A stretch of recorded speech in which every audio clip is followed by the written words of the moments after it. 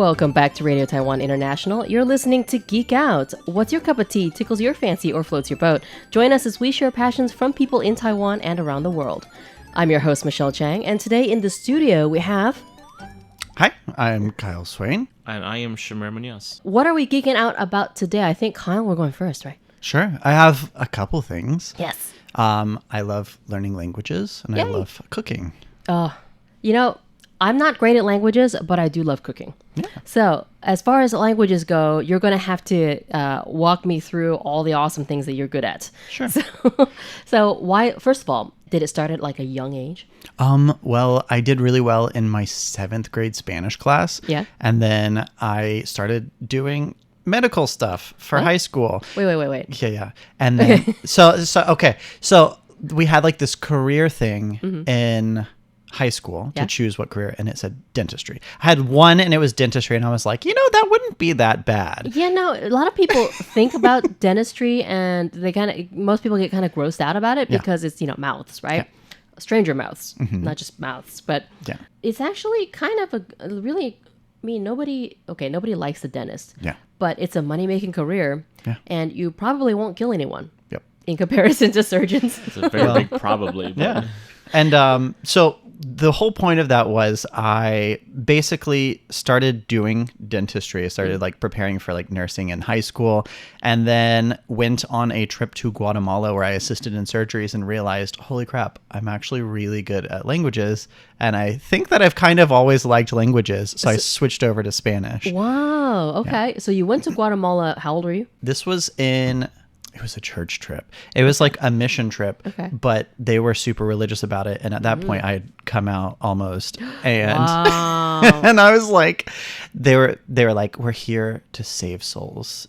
Oh, wow. Okay. And I was like, okay, but also like I'm here for medical stuff. And then literally saving souls. Yeah. So it was cool. So I got to like assistant surgery. So I guess that's another one of the things that I'm going to geek out about is I love medical stuff. I became a nursing assistant in high school. I was on track to be a vet. Shamir, we'll talk to that later. Well, I wasn't grossed out so much about the actual medical stuff. I love it. It's actually really neat. Yeah. But I was grossed out about the number of hours you have to log in a lab in order to graduate with that degree. But yeah, so nothing you could say can gross me out. Like getting to talk to the patients in Spanish, or like try, because I didn't have any Spanish ability at that point really, but like using my broken Spanish, I was like, this is really cool. Getting to communicate with other people, and it was more about like the experience of interacting with people, and like getting that shared experience instead of like, just being a heartless doctor, but like taking people's vital signs. It was really cool. Yeah. So after that, I switched over to Spanish as my major. Yeah. And I completed a degree in Spanish. And at the same time, I started studying a bit of Swedish and French. Ooh. Yeah. Okay. And so I can speak a little bit of Swedish, a little bit of French, but it's nowhere near as good as my Spanish. Okay. So I'm a layman when it comes to languages, but what were the, what are the biggest differences between those languages? So Spanish, Swedish, and French. Swedish is close to English, and French is close to Spanish. So I was trying to see how hard it would be. It was kind of like a weird, like nerdy geek out about it. Yeah, right? It was like out about it, totally. It was a geeky little experiment of like, I wonder how hard it would be to translate that into another language. Right. And so apparently I've learned over the years, you definitely have to practice the language. Oh, but of course. As long as you're doing some sort of practice each day, it's good. Oh, yeah. Don't use it, you lose it. That's kind of the way it works with languages, I think. Yeah. So I would geek out and study with Disney songs. Oh my goodness. During my job, and like find different ways to practice Swedish or French. Like there's tons of French resources, but barely any Swedish resources. I can see that. Yeah. I can definitely see that. I mean, how many languages do we have sitting in this room? I am English and Mandarin Chinese, and then very small hints of Korean because my family has a lot to do with South Korea. Nice. You have? I have English and Spanish fluently. Oh, yes. A bit of Mandarin, a bit of Swedish, Portuguese, and French. Portuguese is also in there. Yep. That's cool.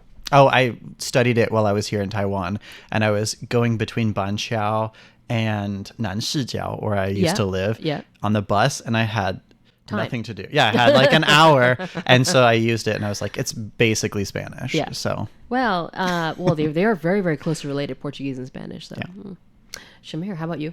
I can speak English, and growing up, our household spoke Spanish, so I know Spanish as well. Okay. And then it's not really a language, more of a dialect back in Belize, where I'm from. We speak Creole. And I have the smallest amount of Chinese, just a whisper in there. I can tell people at the morning breakfast shops what I want to eat since I'm vegetarian, and they get it, and that's about it. Okay. Well, living in Taiwan, listeners, if you don't live here, it's actually really easy if you don't speak the language, which is quite different from many other countries I've been to. If like they just look at you like you're like a two-headed person, if you are trying to speak English to them. But that, I guess there's pros and cons to that. For those who are interested in visiting Taiwan, it is super easy to get around. Don't be afraid. People here are super friendly, and communicating using translation apps and just English is pretty awesome.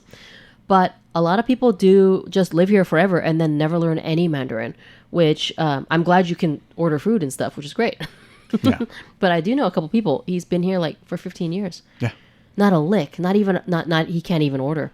I think it also has to do with, like you said, Taiwanese people are so friendly. So yeah, they're super friendly. Once you get a Taiwanese friend, you're like, hey, I'm sorry to bother you, but can you do this for me? And they're like, 100%. Let me jump in front of that grenade. No worries. And it's great. So you have people here who they get a Taiwanese partner, and then their Taiwanese partner is in charge of the higher end, so they don't have to. And then that does kind of make it seem that you don't need to learn a language. Yeah, it does. But languages, I think, can be fun if well, I used to be a teacher, you guys. So teaching English in Taiwan, we used a lot of games and activities, and it can be fun as long as your method of learning, I think, is fun. Yeah. So, okay. Any challenges that you experienced learning all these languages? Motivation. I'm super ADHD. And so like there's the whole like executive functioning of getting into language learning. And so if I finally get into like the habit every day, which takes forever, and stick with it, then it's really fine. They say 21 days of doing something straight before it becomes just something that you do. Yes. Something like that. So, but I will say that Chinese, even though it's really hard with the tones, you know how it is in Taiwan and China. Like people are very like motivating. They're always like, "Oh, 你中文说得很厉害啊." It's adorable. Oh, I'm sorry. No, I have to. Especially if you're here for the first time, whenever you do speak a sentence and whatever, they're like, "Oh, this is great. How long have you been here?" But once it gets to a certain point, like when I just came to Taiwan and I was able to order it, they're like, "Oh my God, your Chinese is so great. How long have you been here?" I'm like, "Oh, just a year." They're like, "No, it's great." After a while, because we've been here for a long while, when I say, "Oh, I've been here for 10 years," and they're like, and then that's all you can say. I was like, "No, I'm sorry." Yeah. But you're right. They are very encouraging whenever they hear someone who doesn't look like they can speak Mandarin speak some Mandarin. So yeah, that's a great attitude that they have here. Yeah. So with all these languages, I assume that you travel? I do. I want to learn more so I can travel to more places. Yeah. But like, if I go to Japan, I'll try to use like my broken Japanese to say stuff like, my friend she doesn't eat beef. And stuff like that. Yeah, so just like important things, like 私の友達は, I forgot how to say Hindu. But like 私の友達牛肉を食べません, like stuff like that, just to let them know. Or like if I go to America and I'm like talking to someone who's more comfortable in Spanish, or like I want to travel more. But I think that like for me, I always use my languages when I meet someone new. So I like to try to speak to people when I meet them for the first time. That's really great. Or like use them for cooking, which is another one of my geeky things. Yeah. Well, cooking wise, there's a lot of very culturally authentic meals that you can make. Perhaps the recipes are poorly translated into English or just not available. Yeah.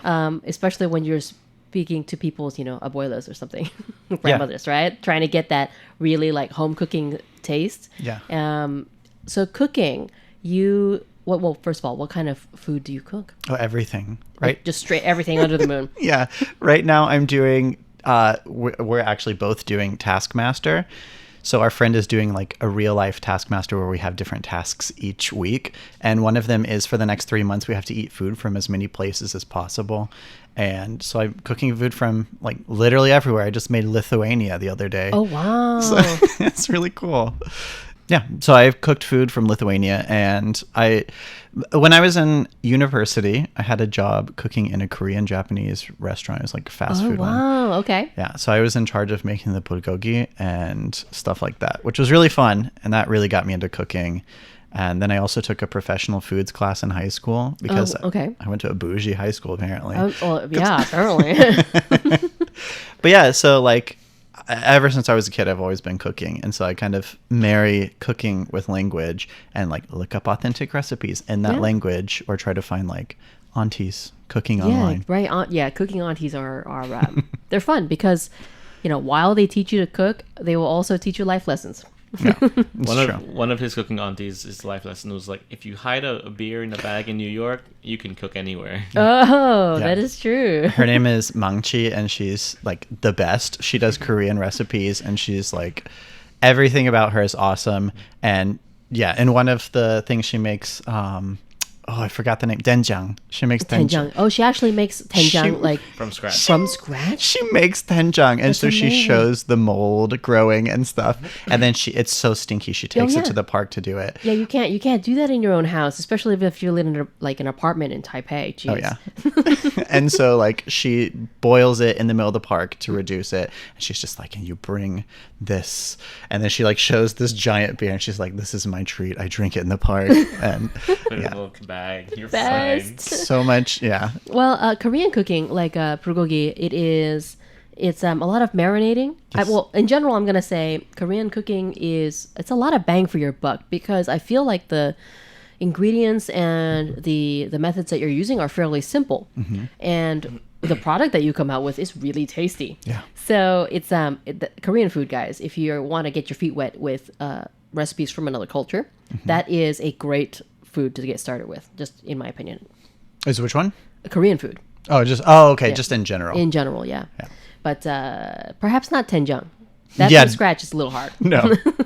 Well, one of the things that I do is I teach a cooking class at our school. Yeah. And so I've taught them how to make kimchi. Like we made it in class, and I make my own like shrimp sauce. Where you soak the shrimp in salt and get like for making actual like authentic. It gets a little bit funky. Yeah. and a lot of people are hesitant to use some recipes use fish sauce, some of them use shrimp sauce, but a lot of people are hesitant to use these in their kimchi. But do it. It adds like an umami to the kimchi itself after it's especially a little bit pickled, sour. Tasty. Yeah. Trust the process. Trust the process. Trust the authentic recipe from aunties. Yes. Trust the aunties. Yeah. Any other foods that you have made? Well, I would say the two foods that I focus on the most would be Korean food and French food. French is... I feel intimidated whenever I hear that. Yeah. Like souffle. Yeah. But Julia Childs. So when I was at university, I had this whole Julia Childs phase where I just wanted to learn all the recipes. It was at the same time. It was before Julia and Julia. Okay. Or Julia and Julia, whatever it's called. Yeah. But yeah. The original Julia Child videos and recipe books. Yes. Yes. Did you ever cook while doing impressions of her? No. But dang it. if I ever do drag, that's what I'm going to do, I guess. Tell me, do you have like a favorite recipe from Julia Child or just French cuisine in general? My favorite, I made it last night, would probably just be coq au vin. It was the first thing that I made, which is like rooster or chicken cooked in wine sauce. Yep. It's very rich, very delicious. How's the procedure? It's just you saute ingredients, and you have like chicken legs, and you slow cook it in like a wine sauce. It's like I don't know. I don't think you're supposed to use half a bottle of wine, but I do because it tastes better. Ask him where the other half goes. Yes.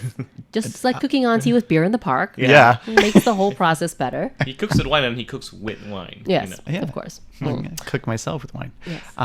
But yeah, no, I love that recipe. And then I also like, I don't know, just so many recipes. I would say my two favorite things to cook are coq au vin and shakshuka.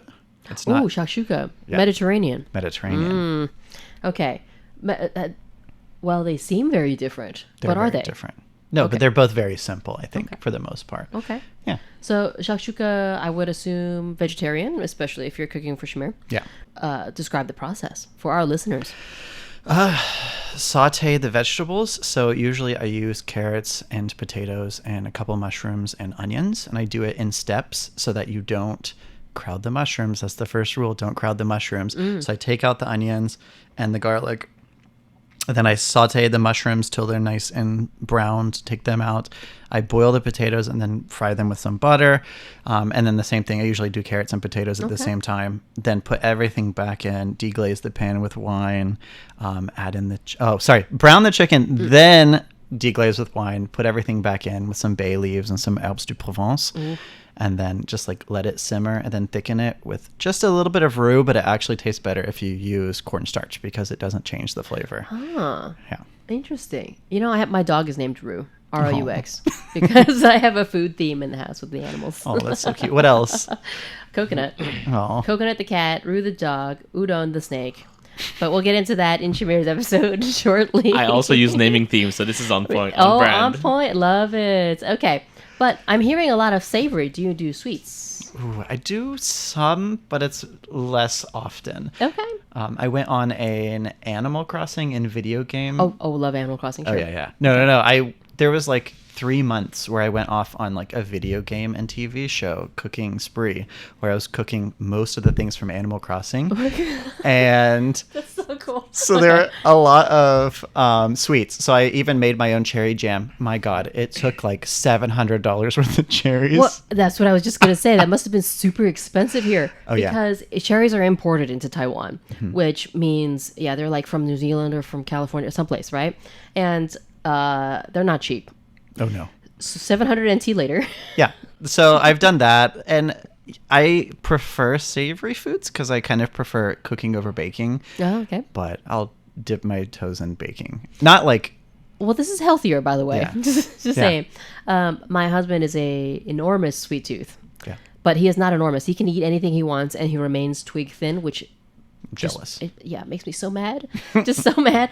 But he's always like, can you bake me something? Like, can you make some cookies? Something? But I eat then all of the sweets and therefore gain weight very, very easily. So I guess it is healthier to be more of a savory than sweet tooth. Yeah, I suppose so. Yeah. But also, I'm from the South, so butter. Lots of butter. Oh, that so is not true, necessarily. man. Yes, perhaps not that healthy, but still, Yeah. less sugar, I guess. Yeah.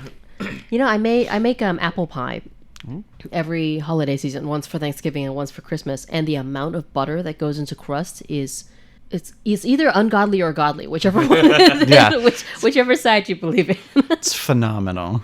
Right? Yeah. It is phenomenal, but it does require. I once tried to sub out some of the butter for health reasons with like vegetable oil. Nope. No, it's gross. It just produces a pie crust that's not at all flaky and delicious. So okay, Flavorless. yes. Keep your recipes authentic is what I've learned in my path of cooking anyway. Yeah, definitely. What are some of the things that you like to cook? Korean, actually. Okay. Because of my family history. My family is Korean diaspora. So Chinese, mainland Chinese that ran into South Korea during the whole communist revolution. So even though we're not ethnically Chinese, the vast majority of the food my mom makes is Korean. Because, grew up there. Nice. Especially spicy food. Yeah. Love spicy food. Love spicy. Yes, I mean, it's another facet of flavor that I feel a lot of people just miss out on if they had never trained themselves up to eat. You do have to train. You have to train. It is acquired. It's an acquired taste, but it's a whole nother facet to especially savory foods. Well, I hope just savory foods. Yeah. I've had a few. I have a memory of that.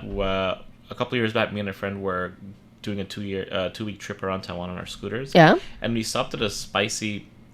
I guess it's a store. It's over on the East Coast. Mm-hmm. But they had spicy ice cream. And we were like, oh, it's an adventure. We're let's try new things. Okay. And I thought it would be like, okay, it would be spicy, but the cream of the ice cream would chill it out, right. so it would be just a weird flavor. It was beyond spicy. We could not finish it. It was left our mouth burning. And I love spice, but that spicy ice cream was something weird. Huh. I mean, that I'm trying to like, as a cook, from the cook end, like, how do you do that? Are you just adding capsaicin, or is just? I don't know. I don't know if there was like cut up chilies in there. I don't know if they just add capsaicin. Did you taste chilies though? Were like little bits of chilies in the ice cream? I think they did they strain it out? No, I think they strained it out because it was just like it was red looking even. Oh, it was wow. Like, so okay. It was an experience. I mean, that place was specifically a place that sold hot sauce. Yeah, it was a spicy hot sauce place. All right. So of course, I would have totally stopped there too. No, 100%. We stopped there because outside there was like a hot sauce, like a mascot. Yeah, like kind of like a mascot outside. It was like, what is that? What is this place in the middle of nowhere that has that mascot? It was like a warehouse. So we went in and it was like spicy all over the place. So we spent a lot of money because I love spicy. I mean, I have friends who, when they take vacations, trips anywhere, okay, we have worked out a deal. Don't buy me souvenirs. Buy me hot sauce. Mm-hmm. Yes, just hot sauces from wherever you went. From mom and pop shops. That's the hot sauce that I want. But yeah, this worked out really great.